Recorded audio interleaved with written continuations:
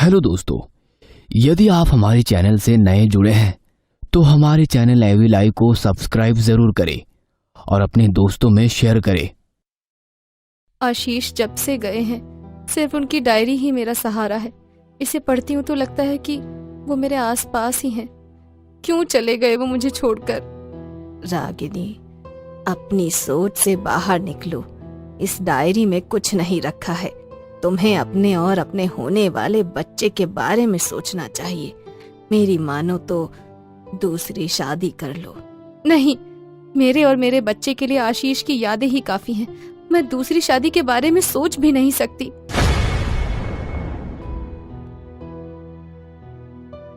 माँ, मैं ऑफिस के लिए निकल रही हूँ। मुझे देर हो रही है। ऑफिस के पहले दिन ही लेट नहीं होना चाहती। ये लड़की भी ना हमेशा जल्दी में रहती है। 1 मिनट रुको तो सही। बोला ना तुझे दही शक्कर लेकर आ रही हूँ।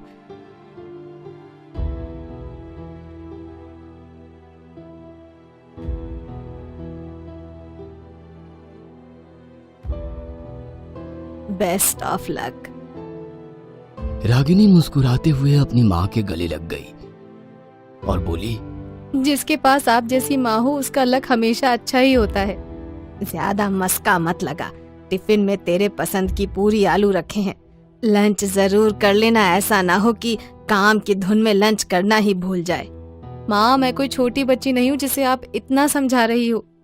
बच्चे चाहे कितने बड़े हो जाएं, माँ के लिए हमेशा बच्चे ही रहते हैं। MBA की पढ़ाई पूरी करने के बाद रागिनी अपने लिए अच्छी जॉब की तलाश कर रही थी। आज उसकी तलाश पूरी हो चुकी थी। उसे शहर के नामी फार्म में असिस्टेंट मैनेजर की जॉब मिली थी। इस जॉब के लिए वो बहुत ज्यादा एक्साइटेड थी। उसने मन ही मन सोच रखा था कि अपने सीनियर्स को कभी भी अपनी गलती निकालने का मौका नहीं दूंगी। अपना काम पूरी ईमानदारी से करूंगी। वो ऑफिस पहुंचकर एंट्री रजिस्टर पर साइन करने लगी तो पीछे से एक आवाज आई, मिस रागिनी, आज आप पूरे 10 मिनट लेट हैं। रागिनी ने पीछे मुड़कर देखा तो लगभग 5 फीट 10 इंच का लंबा खूबसूरत नौजवान लड़का खड़ा था, जिसकी आंखों पर ब्लैक शेड्स लगे थे और हाथों में एक डायरी थी। आपका ऑफिस में पहला दिन है, इसलिए आपको बता देता हूँ, मुझे लेट आने वाले लोग बिल्कुल भी पसंद नहीं है। व्यक्ति को समय का पाबंद होना चाहिए। रागिनी 2 पल के लिए तो उसे ही देखती रह गई। वह शख्स मुस्कुराते हुए वहां से चला गया। रागिनी एंट्री रजिस्टर पर साइन करके वहां बैठी हुई रिसेप्शनिस्ट से कहा, hello, my name is Ragini Shah. इस ऑफिस में असिस्टेंट मैनेजर की पोस्ट पर अपॉइंट हुई हूँ। क्या इनके बारे में जान सकती हूँ? कौन है ये? हेलो मैम, मेरा नाम निधि है। किसके बारे में पूछ रही हैं आप? वही जो अभी यहाँ खड़े थे। अच्छा, आप आशीष सर की बात कर रही हैं। वो इस ऑफिस के सीनियर मैनेजर हैं। उनसे मिलकर आप इतनी बात तो जान ही गई होंगी कि कोई लेट आए तो उन्हें पसंद नहीं है। ऑफिस में काम करते हुए रागिनी आशीष की बातों से और ज्यादा इंस्पायर हो रही थी। वह मन ही मन उसे पसंद करने लगी थी। मगर आशीष हमेशा खुद की दुनिया में खोया रहता था। वह हर वक्त अपने पास एक डायरी रखता और जरूरी बातें उसमें नोट करता था। सर, आजकल तो इतने गैजेट्स आ गए हैं, आप जरूरी बातों को रिमाइंड रखने के लिए उनका इस्तेमाल क्यों नहीं करते? क्योंकि वो खुद आपको ये बात समय समय पर रिमाइंड करा देंगे। डायरी तो आपको खोलकर देखनी होगी। मिस रागिनी, आपकी बात सही है, मगर जरूरी तो नहीं कि हर वक्त इंसान गैजेट से घिरा रहे। बचपन से लेकर आज तक ये डायरी हमेशा मेरा साथ बखूबी निभाती आई है। आशीष रागिनी के काम करने की स्टाइल से बहुत ज्यादा खुश था। रागिनी हर काम परफेक्ट करके उसे देती थी। आशीष हमेशा अपने दूसरे कलीग से उसकी बड़ाई करता था। उसके काम करने के ढंग से इम्प्रेस होकर आशीष अब रागिनी को ऑफिस के हर जरूरी प्रोजेक्ट में अपने साथ रखता था। हर वक्त एक साथ रहने के कारण धीरे धीरे वे दोनों एक दूसरे के करीब आ रहे थे, मगर इसका इजहार कोई नहीं कर पा रहा था। दोनों के चुप चुप से प्यार करने का पता ऑफिस में सबको चल चुका था। सब कोई रागिनी को चिढ़ाने लगे थे। अब तो तुम जैसे भी आओगी तो भी आशीष सर को कोई प्रॉब्लम नहीं है। बस तुम ऑफिस आया जाया करो, वरना सर का मन काम में नहीं लगता। अपने कलीग से ऐसी बातें सुनकर रागिनी शर्मा जाती और मुस्कुराती, मगर कुछ बोल नहीं पाती। दोनों एक दूसरे से प्यार का इजहार करने का मौका ढूंढ रहे थे। जल्दी ऑफिस में एक नया प्रोजेक्ट लॉन्च होने वाला था। सभी उसकी तैयारियों में लगे हुए थे। रागिनी और आशीष ने तो दिन रात एक करके उस प्रोजेक्ट पर बहुत मेहनत की थी। प्रोजेक्ट फाइनल होने से लेकर उसके एडवर्टाइजमेंट, सेलिंग और मार्केटिंग स्ट्रेटजी दोनों मिलकर बना रहे थे। जल्दी उस प्रोजेक्ट के लॉन्च की पार्टी थी। आशीष और रागिनी एक प्रेस कॉन्फ्रेंस में अपने प्रोडक्ट की डिटेल बता रहे थे। प्रेस कॉन्फ्रेंस खत्म होने के बाद आशीष ने रागिनी को रुकने को बोला और हर वक्त खामोश रहने वाले आशीष ने खुद आगे बढ़कर रागिनी को प्रपोज कर दिया। वह रागिनी के सामने घुटनों के बल बैठा था। उसके हाथों में खूबसूरत सी डायमंड रिंग थी। वह रागिनी की ओर बढ़ाते हुए बोला, क्या तुम मुझसे शादी करोगी? एक पल के लिए तो आशीष का प्रपोजल सुनकर रागिनी को लगा कि वो सपना देख रही है। रागिनी ने बड़ी खुशी से हाँ कर दी और आशीष ने उसे रिंग पहना दी। आशीष, मुझे तो लगा था कि तुम कभी मुझे प्रपोज करोगे ही नहीं, क्योंकि तुमने कभी मुझसे ऑफिस और उससे जुड़ी बातों के अलावा कभी कोई बात नहीं की। क्या करूं, मुझे अपनी फीलिंग शेयर करना नहीं आता, मगर तुम्हें जानकर हैरानी होगी कि जब से तुम मिली हो तुम्हारी एक एक बात मैंने अपनी डायरी के साथ शेयर की है। ये डायरी हम दोनों के प्यार की निशानी है। जो बात तुम्हें मुझसे कहनी थी वो तुम इस डायरी को बता रहे हो, तो ऐसा करो अब शादी इस डायरी से ही कर लेना। दोनों के घर वाले भी इस रिश्ते से बहुत खुश थे, मगर रागिनी की माँ को एक बात खटकती थी। कहाँ उनकी बेटी मस्त मौला, हर एक से मस्ती मजाक करने वाली, और उनका होने वाला दामाद आशीष एकदम शायद जरूरत के हिसाब से ही बोलने वाला। उन्हें लगता कि इन दोनों की जोड़ी कैसे लगेगी, मगर रागिनी कहती, माँ मैं आशीष के साथ बहुत खुश हूं। जल्दी ही दोनों शादी के बंधन में बंध गए। आशीष की माँ तो रागिनी के साथ बहुत खुश थी, क्योंकि रागिनी के कारण उनके पूरे घर में चहल पहल हो गई थी। बेटा, जब से तू इस घर में आई है इस घर में रौनक आ गई है, वरना ये दोनों बाप बेटे तो बिल्कुल ही बोलते नहीं थे। मैं अकेले ही बोलती रहती थी। कोई बात नहीं माँ जी, अब मैं आ गई हूँ ना, मैं सबको बोलना सिखा दूंगी।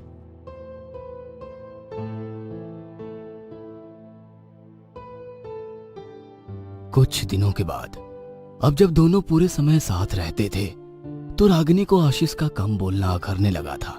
आशीष अपने मन की बात रागिनी से ना कहकर हर रोज डायरी में लिखता था, इसलिए रागिनी आशीष को बहुत हद तक अपने हिसाब से बदलने की कोशिश करने लगी थी। आशीष, ये डायरी तो मेरी सौतन बन गई है। जब देखो तुम इस डायरी में ही लगे रहते हो। पहले तुम कहते थे कि अपने मन की बात इसमें लिखता हूँ, मगर तुम अब अपने मन की बात मुझसे कर सकते हो ना, फिर क्यों ये डायरी लिखते हो? रागिनी माय लव, तुम खामोखा इस बेजान सी डायरी से जलन फील कर रही हो। तुम मेरा पहला लव हो और हमेशा पहला ही रहोगी, मगर ये डायरी मेरा पैशन है, इसके बिना मैं नहीं रह सकता। आशीष की बातें सुनकर रागिनी नाराज हो जाती है और अपने कमरे में चली जाती है। आशीष अपनी डायरी लिखकर अपने कमरे में आता है और रागिनी को मनाने की कोशिश करने लगता है। अभी आकर बहला रहे हो, जाओ अपनी डायरी के साथ ही सो जाओ। आशीष उसे अपनी बाहों में लेकर मनाने लगता है। रागिनी भी उससे ज्यादा देर नाराज नहीं रह पाती है और दोनों एक दूसरे में खो जाते हैं। रागिनी, मैं चाहता हूँ कि हम दोनों हमारी फैमिली के बारे में भी सोचे। अभी हमारी शादी को 1 महीना भी नहीं हुआ है और तुम फैमिली के बारे में सोच रहे हो?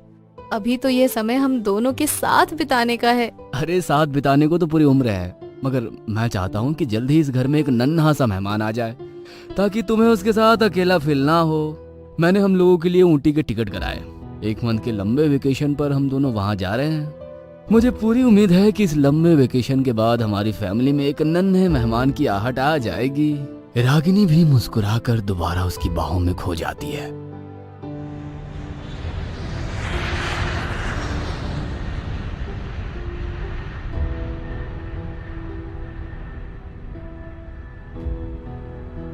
आशीष और रागिनी दोनों ऊटी में एक दूसरे के साथ टाइम स्पेंड करते हैं। आशीष रागिनी की हर शिकायत को दूर करने की कोशिश करता है। वो उससे ढेर सारी बातें करता है, उसके साथ बच्चों की तरह मस्ती करता है, मगर डायरी लिखना नहीं छोड़ता है। रागिनी, मैं तुम्हारे लिए पूरी तरह बदलने को तैयार हूँ। अब तो तुम मेरे साथ खुश हो ना? आशीष, अब हम दोनों एक हो चुके हैं। दोनों ने एक दूसरे को उसकी कमी और खूबी के साथ अपनाया है। 1 महीने के लंबे वेकेशन के बाद जब दोनों घर लौटते हैं तो रागिनी अपने प्रेग्नेंट होने की खुशखबरी अपने घर वालों को देती है, तो आशीष की माँ खुशी से झूम उठती है और रागिनी की नजर उतारते हुए बोलती है, आज शायद मुझसे ज्यादा खुशनसीब और कोई नहीं होगा। इतनी बड़ी खुशखबरी, मेरे तो पैर जमीन पर नहीं टिक रहे। आज से तेरा ऑफिस जाना बंद, घर पर आराम करो। रागिनी और आशीष भी बहुत खुश थे, मगर उनकी खुशियों को किसी की नजर लग गई। एक रोज ऑफिस से लौटते वक्त आशीष की कार का एक्सीडेंट हुआ। एक्सीडेंट इतना घातक था कि गाड़ी पूरी तरह चकनाचूर हो गई थी। आशीष की हालत भी बहुत नाजुक थी। डॉक्टर ने अपनी पूरी कोशिश की, पर कोई फायदा नहीं हुआ और आशीष रागिनी को अकेले छोड़कर इस दुनिया से चला गया। रागिनी को तो विश्वास ही नहीं था कि आशीष उसे इस तरह अकेला छोड़कर चला जाएगा। उसे लगभग 1 से 1.5 महीना लग गया था खुद को संभालने में। सभी घर वाले उसे दूसरी शादी करने को बोल रहे थे, मगर उसने साफ साफ मना कर दिया। एक दिन जब वो अलमारी साफ कर रही थी तो उसके हाथ आशीष की डायरी लगी, जिसमें आशीष उसके बारे में लिखता था। तभी उसकी नजर एक पन्ने पर पड़ी और वो हैरान रह गई। अब वो रोज डायरी निकाल कर पढ़ती और खुश हो जाती। आशीष की माँ अपनी बहू को नॉर्मल होते देख बहुत खुश थी, मगर उसे उसके भविष्य की चिंता सता रही थी। इसलिए एक दिन आशीष की माँ उसके पास आई और उससे दूसरी शादी के बारे में बातें करने लगी। माँ, जब मैं एक बार बोल चुकी हूँ कि मैं दोबारा शादी नहीं करूंगी, तो क्यों सब लोग मेरे पीछे पड़े हो? आशीष जब से गए हैं सिर्फ उसकी डायरी ही मेरा सहारा है। इसे पढ़ती हूँ तो लगता है कि वो मेरे आसपास ही हैं। रागिनी, अपनी सोच से बाहर निकलो। इस डायरी में कुछ नहीं रखा है। तुम्हें अपने और अपने होने वाले बच्चे के बारे में सोचना चाहिए। मेरी मानो तो दूसरी शादी कर लो। नहीं, मेरे और मेरे बच्चे के लिए आशीष की यादें ही काफी हैं। मैं दूसरी शादी के बारे में सोच भी नहीं सकती, क्योंकि आशीष कहीं गया नहीं है, यही मेरे पास है। पागल हो गई हो तुम। हाँ, मैं पागल हो गई हूँ, मगर अब मैं दूसरी शादी के बारे में नहीं सोच सकती। अब ये डायरी ही मेरा सब कुछ है। क्या तुम रोज यही डायरी पढ़ती रहती हो? हर दिन ऐसा क्या नया पढ़ने को मिलता है इसमें तुम्हें? गुस्से में आकर आशीष की माँ ने वो डायरी छीन ली और जमीन पर फेंक दी। तब उसके पन्ने खुले तो देखा कि आशीष ने अपने और अपने होने वाले बच्चे के लिए जो ख्वाब देखे थे वो लिखा था और डेट आज की ही डाली हुई थी।